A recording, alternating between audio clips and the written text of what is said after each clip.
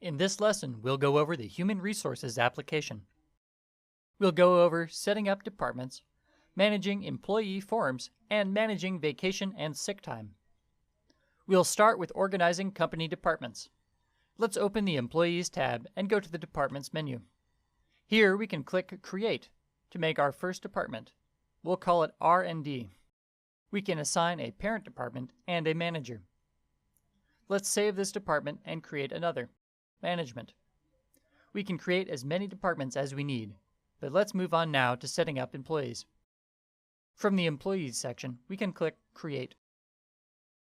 We'll add our new employee, Ronald Sideways. Below, we can fill in some information about Ron. By default, his working address is the company's, and we can add other contact details below. We'll also add him to a department, give him a job title, and add his working week. In the Personal Information tab, we can give him a nationality, gender, marital status, and a home address. The home address is important because it is used when we refund expenses to this employee. Let's also add a date of birth and then hit Save. Let's create one more employee, Peter Parker. He works in the R&D department as a developer. His manager is Ronald, and he works a 40-hour week. Then let's hit Save. Now that we have some departments and employees, we can see how to manage vacation and sick time. To do this, we'll first need to install the Leaves app. Once it is installed, we can open it and go to the Configuration menu to see the different types of pre-configured leaves. Let's open Legal Leaves. Besides the name, we have a few configuration options. Apply Double Validation adds a second step to the approval process. Checking Allow to Override Limit means that an employee can request more of this type of leave than has been allocated to them. We'll leave it unchecked for this type of leave. The color in the report determines the color of the leave type in a printed report. We'll see this in action later in this video. After we've confirmed our leave types, we can allocate leave to our employees by going to Leaves to Approve, Leave Allocation. Here we can create allocations. We'll call this one Annual Leave 2016. We'll choose the leave type and give everyone in the management department 20 days.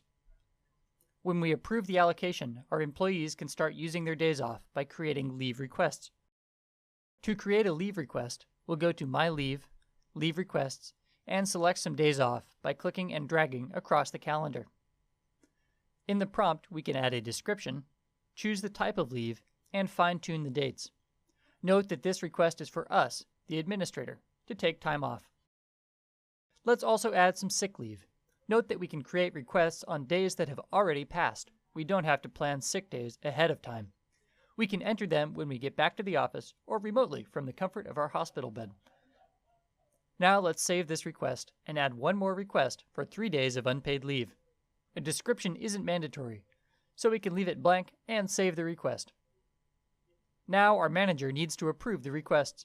With the administrator account, we are our own manager, so let's go to Leaves to Approve, Leaves. We'll need to clear the filter to see our own leave requests. Let's open one and approve it. Move to Sick Time and approve it, and switch to the unpaid leave and approve it as well. Now we can get a report on our time off taken by going to My Leaves, Leaves Summary. We can expand legal leaves, for example, to see that we have 15 days of our 20 left because we used 5 here. We have -1 days of sick time because we've used 1 but haven't been allocated any. We can also generate a report of time off taken from Reports, Leaves by Department. The report will be from the specified month until the present. We can also choose whether to print approved, confirmed, or both types of leaves. And of course, we can choose which departments we will look at. Here we will choose just the management department and click Print. This will generate a PDF of the report, which we'll open now. On the leftmost column, we see the departments and employees, and below there is a key, which lets us know which colors correspond to which leave types. This concludes our lesson on employee and leave management. Thanks for watching.